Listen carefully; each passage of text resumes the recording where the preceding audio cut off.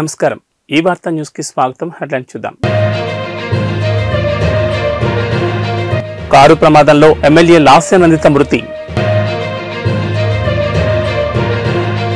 MLA Lasya Nanditha మృతి పట్ల MLA GMR తీవ్ర దిగ్భ్రాంతి నూతన జాతీయ విద్యా విధానం 2020 రద్దు చేయాలి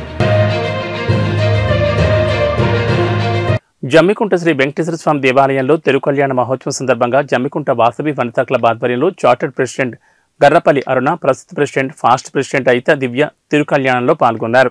పద్మావతి అమ్మవారు, గోదా అమ్మవారు సమేత వెంకటేశ్వర స్వామి వార్లకు సారెను సమర్పించారు. ఈ మహోత్సవంలో భక్తులందరూ పాల్గొన్నారు. ఇక వనదేవతలైన సమ్మక్క తారకలను దర్శించుకుని ఈ దేవాలయానికి అనేక మంది భక్తులు విచ్చేశారు.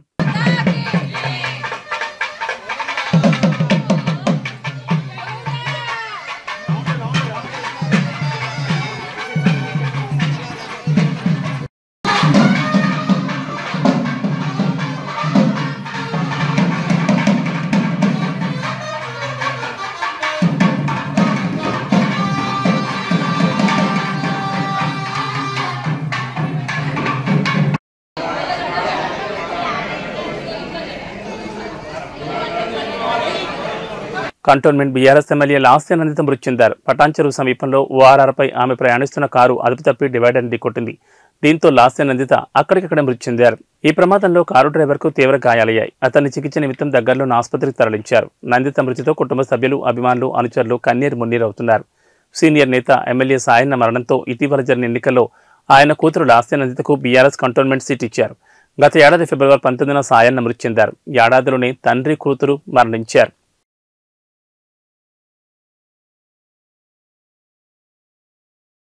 బీఆర్ఎస్ పార్టీలో తీవ్ర విషాదం చోటు చేసుకుంది. ఆ పార్టీకి చెందిన సికింద్రాబాద్ కంటోన్మెంట్ ఎమ్మెల్యే లాస్యనందిత మృతి చెందారు. పటాన్చెరు సమీపంలో ఓఆర్ఆర్పై ఆమె ప్రయాణిస్తున్న కారు అదుపు తప్పి డివైడర్ని ఢీకొట్టింది. ఈ ప్రమాదంలో ఎమ్మెల్యే లాస్యనందిత అక్కడికక్కడే మృతి చెందారు. ఆమె కారు డ్రైవర్కు తీవ్ర గాయాలయ్యాయి. సమాచారం అందుకున్న పోలీసులు హుటాహుటిన ఘటనా స్థలానికి చేరుకున్నారు. ప్రమాదానికి గల కారణాలపై ఆరా తీస్తున్నారు. అతివేగం, నిద్రమత్తు ప్రమాదానికి కారణమని పోలీసులు అనుమానిస్తున్నారు. ప్రమాదంలో లాస్యనందిత కారు ముందు భాగం మొత్తం నుజ్జునుజ్జైంది. కాగా ఈ ప్రమాదానికి గల పూర్తి కారణాలు తెలియాల్సి ఉంది. దివంగత కంటోన్మెంట్ ఎమ్మెల్యే సాయన్న కూతురే లాస్యనందిత. గత ఏడాది ఫిబ్రవరి 19న సాయన్న అనారోగ్యంతో కన్నుమూయగా ఇటీవల జరిగిన అసెంబ్లీ ఎన్నికల్లో లాస్యనందిత కంటోన్మెంట్ నుంచి పోటీ చేసి కాంగ్రెస్ అభ్యర్థి గద్దర్ కూతురు వెన్నెలపై 17,169 ఓట్ల మెజార్టీతో ఎమ్మెల్యేగా గెలుపొందారు.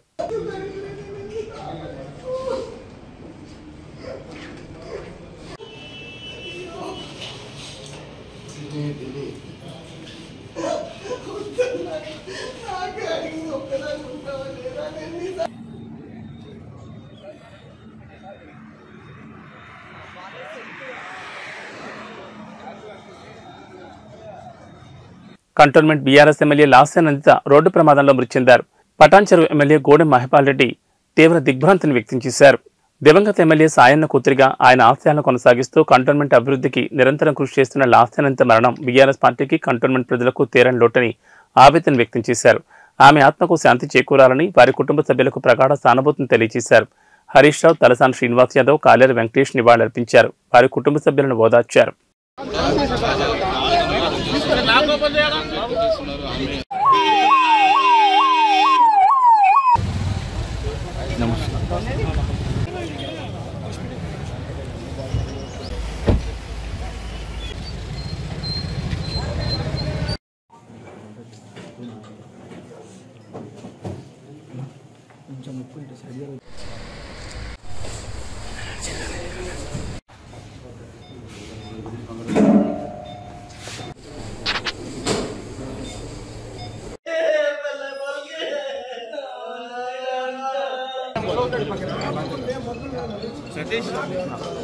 సతీష్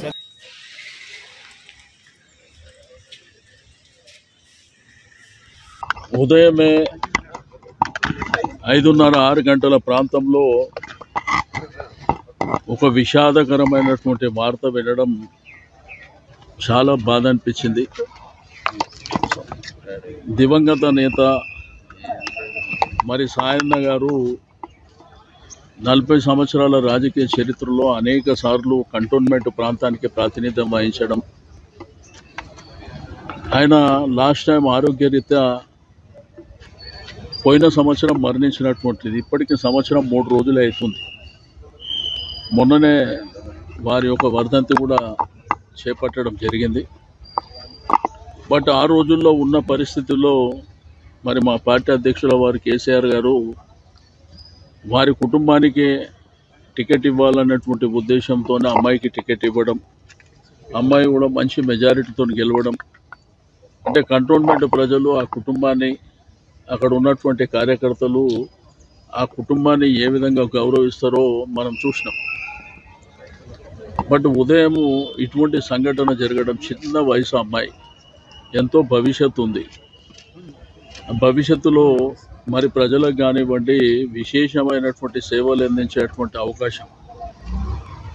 బట్ పొద్దున యాక్సిడెంట్లో మరణించిందని చెప్పి ఫోన్ రావడం, ఆ తర్వాత టీవీలు చూస్తే ఆ టీవీలలో కూడా ఆ జరిగిన యాక్సిడెంట్ విజువల్స్ చూపించడం మా అందరికీ చాలా బాధాకరమైనటువంటిదే కాకుండా చాలా విషాదకరమైనటువంటిది. ఇటువంటి సంఘటన జరుగుతుందని చెప్పి మనం ఎవరం కూడా ఊహించినటువంటిది కాదు. బట్ విధిని మనం ఏం చేయలేం కాబట్టి మరి జరిగిన సంఘటన పట్ల మరి ఆ కుటుంబానికి మనము ధైర్యాన్ని ఇవ్వవలసినటువంటి అవసరం ఉన్నది. ఆ భగవంతుడు ఆ కుటుంబానికి అన్ని విధాలుగా ధైర్యాన్ని ప్రసాదించాలని కోరుకుంటూ మరి కొద్ది క్షణాల్లో డెడ్ బాడీ ఇక్కడికి రావడం జరుగుతుంది. పోస్ట్మార్టం నిమిత్తం వారి యొక్క స్వగృహమైనటువంటి అశోక్ నగర్ దోమలగూడ ప్రాంతానికి తీసుకువెళ్లడం జరుగుతుంది. చింతలపూడి నియోజకవర్గం జంగారెడ్డి మండలం గొరవైగూడెం గ్రామానికి చెందిన దల్లి జ్యోతికారెడ్డిని దల్లి రామాంజనేయ రెడ్డి అధ్యక్షతన ఘనంగా సత్కరించారు. జ్యోతికారెడ్డి గతంలో సీఎం జగన్మోహన్ రెడ్డితో ఇడుపులపై నుండి ఇచ్చాపురం వరకు పాదయాత్రలో జగనన్నతో పాటు అడుగు వేస్తూ జగనన్న గుండెల్లో కీలక మహిళా నేతగా గుర్తింపు పొంది ఆ గుర్తింపు ప్రతిఫలంగా జ్యోతికారెడ్డిని రాష్ట్ర రెడ్డి కార్పొరేషన్ డైరెక్టర్గా ఎన్నిక చేశారు. ఇటీవల నిర్వహించిన సన్మాన సభలో ముఖ్య అతిథులుగా చింతలపూడి నియోజకవర్గ సమన్వయకర్త కంబం విజయరాజు, రాష్ట్ర రెడ్డి కార్పొరేషన్ చైర్మన్ దుక్కా లోకేశ్వర్ రెడ్డి పాల్గొన్నారు. ఈ సన్మాన సభలో విజయరాజుకి లోకేశ్వరరావు రెడ్డి, జ్యోతికారెడ్డి దృశ్యాలతో కప్పుతూ వైసీపీ కార్యకర్తలు ఘనంగా సత్కరించారు. నామినేట్ పదవుల్లో మహిళలకు పెద్దపీట వేస్తూ అధిక ప్రాధాన్యత ఇస్తూ వస్తున్నారని విజయరాజు అన్నారు.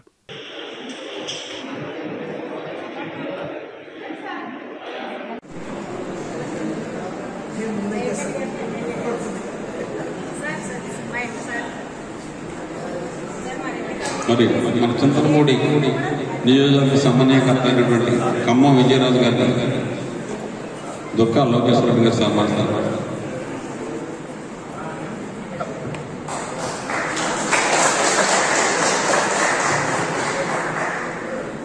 మరి ఈరోజు ఈ సమావేశం గురించి ఇచ్చాపురం నుంచి వచ్చినటువంటి మన దుక్కా లోకేశ్వర రెడ్డి గారు,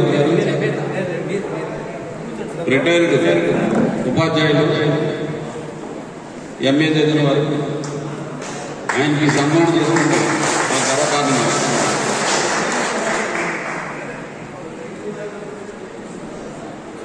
డాక్టర్ బిఆర్ అంబేద్కర్ విశ్వవిద్యాలయం పాలక మండలి సభ్యులు, రాష్ట్ర మహిళా విభాగం ఉపాధ్యక్షురాలు పేడాడ రమణికుమారి పెద్ద కుమారుడు దీపక్ సరోజ్ టాలీవుడ్ హీరోగా ఎంట్రీ ఇస్తున్నారు. సిద్ధార్థరాయ్ మూవీతో ఎంట్రీ ఇస్తున్నాడు. Pre release event Hyderabad Prasad ల్యాబ్లో ఘనంగా జరిగింది. చీఫ్ గెస్టులుగా హీరో కిరణ్ అబ్బవరం, ప్రముఖ రచయిత కోన వెంకట్, దర్శకుడు త్రినాథరావు, నకిన్ హాజరయ్యారు. ఎస్ఎస్వి డైరెక్షన్లో దీపక్ సరోజ్, తన్వి నేగి జంటగా నటిస్తున్న సిద్ధార్థరాయ్ మూవీ రిలీజ్ కానుంది. సిద్ధార్థరాయ్ సంగీత దర్శకుడు రతన్, సినిమాటోగ్రాఫర్ శ్యామ్ కే నాయుడు, శ్రీ రాధా దామోదర్ స్టూడియోస్, విహీన్ క్రియేషన్స్ బ్యానర్లపై జయ అడపాక, ప్రదీప్ పుడి, సుధాకర్ బోయినా సంయుక్తంగా నిర్మిస్తున్నారు. ఈ కథ విన్నాక నన్ను నేను చూసుకున్నాను అని. ఈ కథ ఏ విధంగా స్టార్ట్ అయిందంటే, ఒకరోజు దీపక్ నేను ఆఫ్టర్నూన్ టైం లంచ్ చేసి కూర్చుని ఉండగా డైరెక్టర్ గారి ఫోన్ వచ్చింది. మంచి స్టోరీ ఉంది, నువ్వు చెయ్యాలి అని ఫోన్ మెసేజ్ చేశారు. చేసినప్పుడు దీపక్ ఆలోచిస్తున్నాడు వెళ్ళాలా వద్దా అని. నేను అన్నాను, ఏమో ఏం స్టోరీ ఒకసారి వినిరా అన్నాను. వెళ్ళాడు. వెంటనే వెళ్ళి తనకు బాగా నచ్చింది ఆ స్టోరీ. బాగా నచ్చి ఇంటికి వచ్చి నైట్ వాళ్ళ ఫాదర్ నేను ఉండగా చాలా బాగుంది స్టోరీ, చేస్తే చాలా బాగుంటుంది. వెంటనే వాళ్ళ నాన్నగారు సజెస్ట్ చేశారు, ఫనీ ఇంతకుముందు అన్నారు మంచి స్టోరీ ఉంటే నేను చేస్తానని. మా ఫ్యామిలీ మెంబర్, మా అందరి అంటే చిన్నవాడైనా మేమందరం కలిసి ఉంటాం. ఆ ఫనీకి ఆ స్టోరీ వినిపించారు. వెంటనే ఆయనకు కూడా బాగా నచ్చింది. కారణం ఏంటంటే ఈ కథ వాళ్ళ క్యారెక్టర్లకి అటాచ్ అయ్యింది. Even Deepak also same. అంటే ఒక తల్లిగా నేను తను చిన్నప్పటి నుంచి పెంచిన తల్లిగా చెప్తున్నాను. అంటే తను కూడా ఒక విధంగా హయ్యర్ సైడ్ అనమాట. చిన్నప్పటి నుంచి కూడా బాగా తెలివైనవాడు, బాగా చదువుకునేవాడు, చైల్డ్ ఆర్టిస్ట్ గా సినిమాలు చేస్తూ కూడా ఎప్పుడూ కూడా క్లాస్ ఫస్ట్, ఏ క్లాస్ అయినా కూడా. ఈవెన్ బీబీఏ ఎస్ఆర్ఎం యూనివర్సిటీ కూడా యూనివర్సిటీ టాపర్ తను. ఆ విధంగా చదువుకుంటూ ఆ తెలివి, అంటే ఈ కథ ఖాళీగా తన్ని ఉంచితే ఏదో డిస్ట్రాయ్ చేసేవాడు అనమాట. ఇంట్లో కూడా చిన్న వయసులో కూడా 5-6 ఏళ్లప్పుడు కూడానండి తనకి పనేవి లేకుండా ఉంచితే తీసుకువెళ్ళి సామాన్లు విరగొట్టడము, కొన్ని సామాన్లు తీసుకెళ్లి ఇంట్లోంచి నూతిలో వేయడం, లేకపోతే గోడ అవతల నుంచి విడిపోయిన తర్వాత మేము వెతుక్కుంటే దొరికేవి అవన్నీ. మా నాన్నగారు ఒకసారి నుయ్యి తవ్విస్తే అందులో ఇన్ని సామాన్లు వచ్చాయి మాకు. అంటే అటువంటి క్యారెక్టర్ బహుశా ఈ స్టోరీకి తన క్యారెక్టర్కి చాలా దగ్గర సంబంధం ఉంది అని చెప్పి నాకు అనిపిస్తూ ఉంటుంది. ఇప్పుడు ఇది ఎంత చూసిన తర్వాత నాకు ఎక్కువ నేను ఫీల్ అయ్యాను. ఇప్పుడు ఇంకా అందులోనే ఉన్నాను. అందువల్ల ఇంత చక్కని ఇటువంటి క్యారెక్టర్తో ఈ స్టోరీతో చేసినటువంటి డైరెక్టర్ గారికి, మరి ప్రొడ్యూసర్ గారికి, అలాగే దీపక్కి మంచి సక్సెస్ రావాలని, మరింత ముందుకు వెళ్లాలని చెప్పి ఈ సందర్భంగా కోరుకుంటూ అందరూ థియేటర్స్కి వెళ్లి సినిమాను చూసి వీళ్ళని ఆశీర్వదించాలని ఈ కార్యక్రమంలో మాట్లాడే అవకాశం నాకు కల్పించినందుకు ధన్యవాదాలు తెలియజేస్తున్నాను. Thank you so much. అమ్మకి మైకిస్తే ఎన్ని విషయాలు బయటకు వస్తున్నాయో చూసారా, డేంజర్ ఇది. నూతన జాతీయ విద్యా విధానం 2020 రద్దు చేయాలని అఖిల భారత విద్యార్థుల సదస్సు ప్రచార కార్యక్రమం డిమాండ్ చేసింది. ఈ నెల 25-26 హైదరాబాద్లోని సుందరయ్య విజ్ఞాన కేంద్రంలో జరిగే అఖిల భారత విద్యార్థుల సదస్సు ప్రచార కార్యక్రమంలో భాగంగా గోడపత్రికను ఆవిష్కరించారు. గత 10 సంవత్సరాలుగా కేంద్రంలో ఉన్న బీజేపీ ప్రభుత్వం విద్యా కాషాయీకరణ తీసుకొస్తుందన్నారు Osmania university research scholar Azad. కార్పొరేటీకరణను ప్రేరేపిస్తూ మనవాద సిద్ధాంతాన్ని అమలుపరచడంలో భాగంగా నూతన జాతీయ విద్యా విధానం 2020 తీసుకొచ్చే ప్రయత్నం చేస్తుందన్నారు. అలాగే నూతన జాతీయ విద్యా విధానాన్ని రద్దు చేయాలని అఖిల భారత విద్యార్థుల సదస్సు డిమాండ్ చేస్తుందన్నారు. ఈ దేశంలో శాస్త్రీయ విద్య కావాలని మేమంటున్నాం. కేంద్ర ప్రభుత్వం ఏమంటుంది? కాషాయ విద్యను చేయాలని చెప్పేసి కేంద్ర ప్రభుత్వం చూస్తూ ఉన్నది. అంటే ఈ విద్యా విధానాన్ని మొత్తంగా కూడా కాషాయీకరణ చేసేటువంటి పెద్ద కుట్రలు జరుగుతూ ఉన్నాయి. మేమేమంటున్నాము? శాస్త్రీయ విద్యా విధానం కావాలని అంటూ ఉన్నాం. అంతేకాకుండా మేము సమాన విద్య కావాలంటూ ఉన్నాము.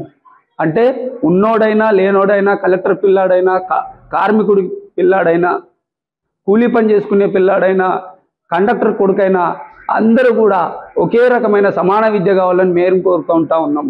కానీ కేంద్ర ప్రభుత్వం మాత్రం సనాతన విద్య కావాలని చెప్పేసి వాళ్ళ కొత్త సంస్కరణలు తీసుకొస్తూ ఉన్నది. రాష్ట్రాల్లో ఇక్కడ కూడా చర్చను, వాళ్ళ అభిప్రాయాలను ఇక్కడ కూడా తీసుకోలేదు. పార్లమెంట్లో కూడా చర్చ జరగలేదు. అదేవిధంగా విద్యావేత్తల అభిప్రాయాలు లేవు. అదేవిధంగా టీచర్లు, ప్రొఫెసర్లు, విద్యార్థి సంఘాల అభిప్రాయాలు కూడా ఇక్కడ వాళ్ళు తీసుకోలేదు. తీసుకోకుండా ఎన్ఈపీ 2020ని ఈరోజు బలవంతంగా విద్యా విధానంపై రుద్దుతో అమలు చేసేటువంటి ఒక ప్రయత్నం చేస్తూ ఉంటారు. ఎన్ఈపీ 2020 ప్రధాన లక్ష్యం ఏంటంటే ఈ దేశంలో ఉన్నటువంటి రాజ్యాంగ విలువలైనటువంటి స్వేచ్ఛ, సమానత్వం, లౌకికత విలువల స్థానంలో మనువాద విద్యా వ్యవస్థను తిరిగి ప్రతిష్ఠించడం. పేరుకు వాళ్ళు నూతన జాతీయ విద్యా విధానం అంటున్నారు, కానీ అది నూతన జాతీయ విద్యా విధానం ఎంత మాత్రం కాదు. అది సనాతన జాతీయ విద్యా విధానం. ఎట్లా అంటే ఇప్పుడు వాళ్ళు డార్విన్ సిద్ధాంతాన్ని తొలగిస్తామని చెప్పేసి మాట్లాడుతూ ఉన్నారు. టిప్పు సుల్తాన్ చరిత్రను తొలగిస్తామని చెప్పేసి మాట్లాడుతూ ఉన్నారు. అదేవిధంగా వాళ్ళు ఇలా బ్లాక్ మ్యాజిక్ లాంటి ఒక మంత్రదండాలు, భూత కల్పనలైనటువంటి శాస్త్రాలను తీసుకొచ్చి వాళ్ళు పాఠ్యాంశాలుగా చేర్చేటువంటి ఒక ప్రయత్నం చేస్తూ ఉన్నారు. ఇట్లాంటి వాటన్నిటికీ ఇప్పటికే ఒక 1800 మంది శాస్త్రవేత్తలు ఏకాఏకిన దీన్ని వ్యతిరేకిస్తూ ప్రభుత్వానికి లేఖలు రాసి పంపడం జరిగింది. అదేవిధంగా వాళ్ళు కొన్ని కథలు, కల్పిత కథలైనటువంటి భగవద్గీత, రామాయణం, మహాభారతం లాంటివి అవి రచనలు. వాస్తవానికి వాటిని వాళ్ళే చెప్తున్నారు ఇవి రచనలు అని చెప్పేసి, కానీ వాటిని యథార్థ ఘటనలు అని చెప్పేసి ఈరోజు పాఠ్యాంశాలుగా చేర్చడం కోసం వాళ్ళు అనేక ప్రయత్నాలు చేయడం జరుగుతూ ఉన్నది. అదేవిధంగా ఇంకొక విషయం ఏంటంటే 6వ తరగతి నుంచే వాళ్ళు ఈరోజు వాళ్ళ వృత్తి విద్యా కోర్సులు చేపట్టి మొత్తం కూడా ఏదైతే మనవాద విద్యా వ్యవస్థ ఒక చాతుర్వర్ణ సమాజాన్ని నిర్మించిందో అట్లాంటి ఒక అంతరాలను మళ్ళీ పెంచి పోషించేందుకు కులవృత్తుల ఆధారంగా ఇలా 6వ తరగతి నుంచి వాళ్ళు మళ్ళీ ఒక కులవృత్తి విద్యా విధానాన్ని వాళ్ళు ప్రవేశపెట్టే ప్రయత్నం చేస్తూ ఉన్నారు.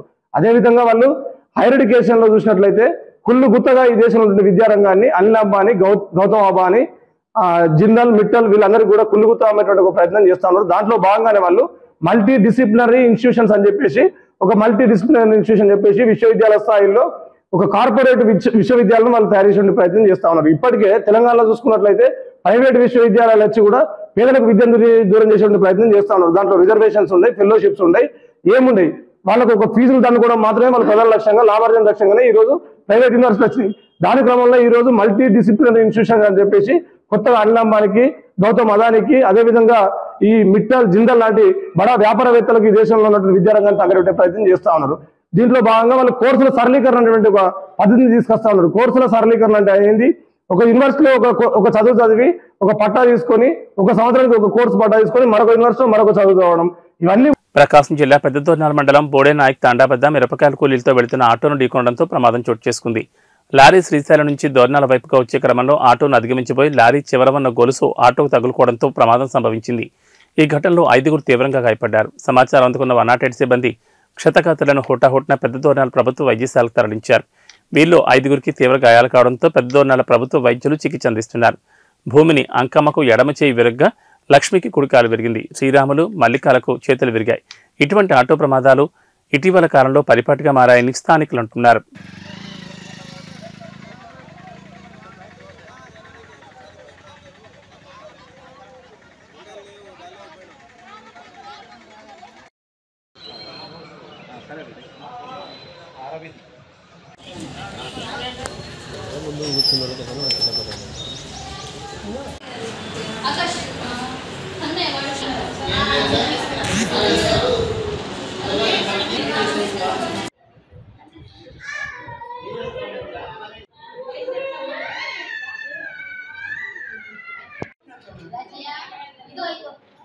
ఏబీ బులెటిన్ విశేషాలు. నమస్కారం.